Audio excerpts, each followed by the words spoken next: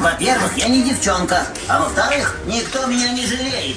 Если не наказывает, значит жалеет. Если жалеет, значит девчонка. Строгости не подает. Гордость семьи.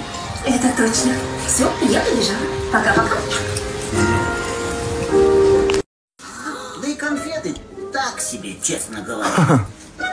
Баягыда Сүлеймен деген пайгамбар болгон. Hozir bir narsaga ko'zim aniq